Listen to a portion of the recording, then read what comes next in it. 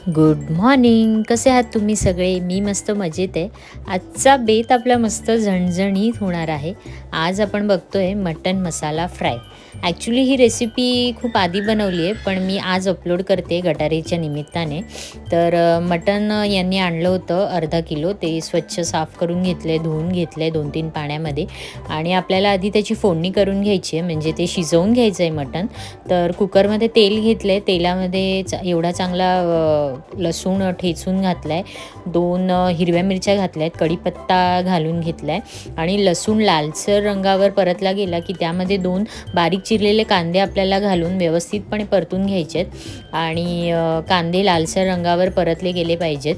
फोडणी चांगली झाली की त्याचं जे मटणचं जे आपण पाणी करतो आहे, म्हणजे शिजवतो आहे, स्टॉक करतो आहे, ते खूप छान चवीला होतं. सोबतच आपल्याला चवीनुसार मीठ पण घालून घ्यायचं आहे.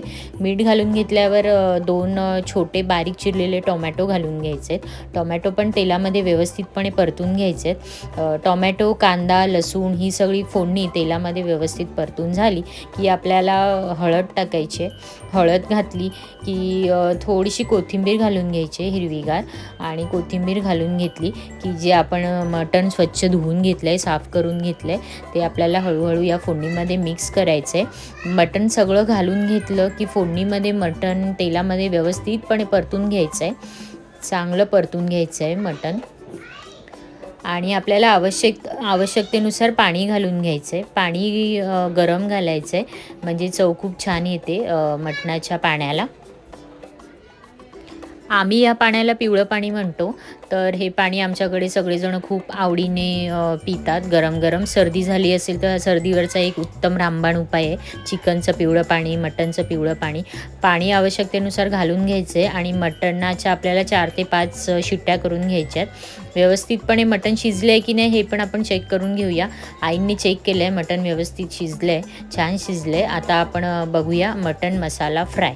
हे पाणी वेगळं काढून घ्यायचं आहे आणि पीसेस जे आहेत मटणाचे ते वेगळे काढून घ्यायचे आहेत. फोडणीसाठी बघूया आपण काय घालतोय, काय ॲड करतोय. आईंची रेसिपी आहे, आई ही रेसिपी बनवतात. फोडणीसाठी तेलात कढीपत्ता आणि बारीक चिरलेला कांदा घालून घ्यायचा आहे. कांदा घालून घेतला, कांदा व्यवस्थित परतून झाला की त्यामध्ये बारीक चिरलेला टोमॅटो घालून घ्यायचा आहे. कांदा, टोमॅटो छान तेलामध्ये व्यवस्थितपणे परतून घ्यायचं आहे. तेलाचा वापर थोडा जास्त करते मी नॉनव्हेज असेल तर, म्हणजे आम्ही आई आणि मी. त्यानंतर मसाले घालून घेतलेत. मसाल्यामध्ये गरम मसाला, मटण मसाला आणि लाल तिखट, हळद आणि चवीनुसार मीठ घालून घेतलं आहे. हे कांदा खोबऱ्याचं वाटप आम्ही करून घेतो चिकनसाठी, मटणसाठी.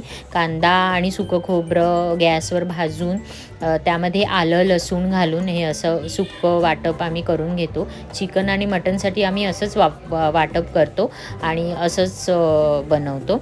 हे वाटप आपल्याला तेल सुटेपर्यंत परतून घ्यायचं आहे व्यवस्थितपणे मंद आचेवर, आणि हळूहळू तेल सुटलं की मग आपल्याला जे मटण आपण शिजवलं आहे ते मटण या वाटपमध्ये ॲड करून घ्यायचं आहे. चांगलं हलवून घेतलं की मटणाला चांगलं तेल सुटतं आणि मटण चांगलं शिजतं आणि वाटपही चांगलं शिजतं. चव खूप छान येते. शिजलेले मटणाचे तुकडे आपल्याला ह्या वाटपमध्ये मिक्स करून घ्यायचे आहेत. मटण खूप सॉफ्ट होतं, कोवळं होतं, त्यामुळे 4 शिट्यांमध्ये मटण व्यवस्थित शिजून आलं आमचं. नाहीतर मग आम्हाला परत चेक करायला लागतं आणि जर शिजलं नसेल तर परत एखाद दुसरी शिट्टी काढावी लागते. मटण आणि वाटप हे सगळं एकत्रित करून घ्यायचं आहे, व्यवस्थितपणे मिश्रण करून घ्यायचं आहे. हे जे पिवळं पाणी जे होतं ते पिवळं पाणी आपल्याला थोडंसं ॲड करायचं आणि थोडंसं आम्ही साईडला पिण्यासाठी करून ठेवलं होतं. मटणाचं पाणीच आपल्याला ह्या मटणामध्ये ॲड करायचं आहे, म्हणजे चव खूप छान येते. हळूहळू मंद आचेवर आपल्याला हे मटण पड येऊ द्यायचं आहे. जास्त काही शिजवायची गरज नाही आहे, कारण कसं मटण ऑलरेडी कुकरमध्ये आपण शिजवून घेतलं आहे. जरासं थिकनेस येण्यापुरतं आपल्याला या मटणाला शिजवायचं आहे. हळूहळू मटणाला थिकनेस येतो आहे, छान शिजतं आहे, तरी येते आणि अशा प्रकारे आपलं मटण पण रेडी झालेलं आहे. कोथिंबीर घातली आहे वरून आणि आम्ही आज मटण थाळी अरेंज केली होती. तर तुम्ही बघा आमची ही मटण थाळी.